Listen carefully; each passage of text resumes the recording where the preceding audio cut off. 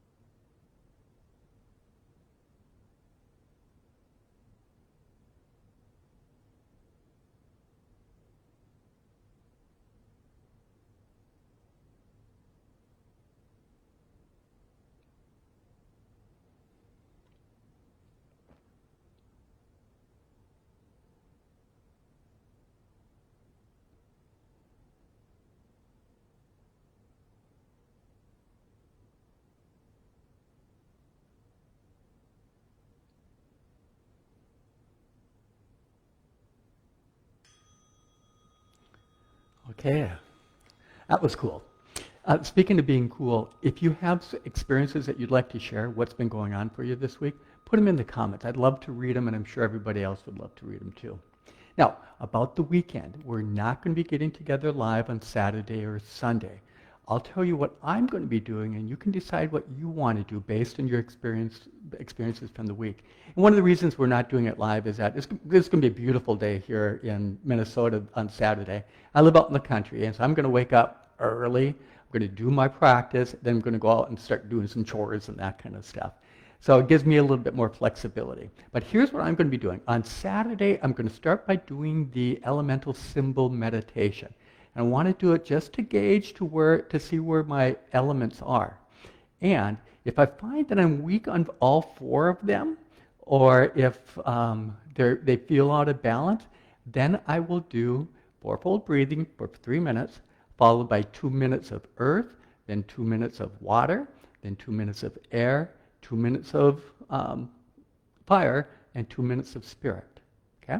If I find that, hey, I only have 3 things that are out of balance, I'll still do the fourfold breathing. Then I'll do 3 minutes for each of the 3 things that may be out of balance, and then I'll stick in a few minutes for Oracene.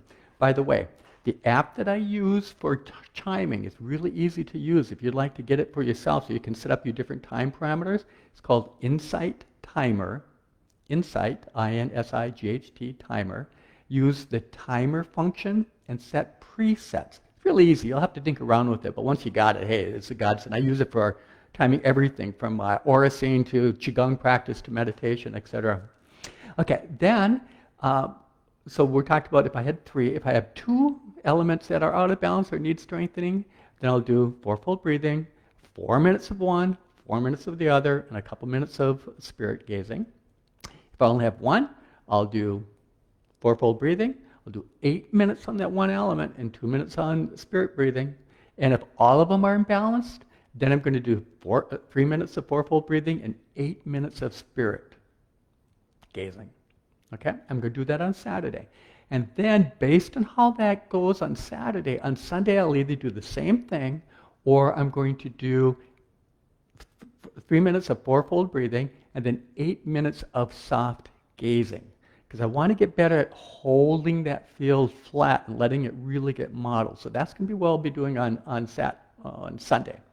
Now, a couple other things. On next week is week 2, and we're going to do Monday. We'll be using the spiral chart, and we'll be gazing at our hands. So a couple things you want to do is you want to find your spiral chart. This is what it looks like. If you're to one of our live seminars, you would have something that looks a little bit different, but this is a spiral chart. It's in your manual. It's in your library. And so have that there, and then also read up in the manual on the spiral chart, read up on hand gazing, and if you can, listen to the audio sessions. There's notations in the manual for where the audio sessions are, so that should work out very, very nice for you. Then also, bring your favorite jar of spice on Monday. It's preferably something that has really tiny print, okay? We're going to play with that. I'm going to show you something cool. And let's see, what else? So today, I would do the candle meditation sometime today, and so you can compare the results of what you're seeing today versus what you're seeing at the beginning of the week. Because you want to be improvement. So go do that and just notice what's going on. And then also, finally, remember to check out your chart. Last couple of days I've been forgetting. I've been doing it afterwards though. So my name is Pete. Write your name in your chart. Have a wonderful day. Have a wonderful weekend, and we will be back together live on Monday. Bye. And thank you for being here with us. I appreciate that a lot.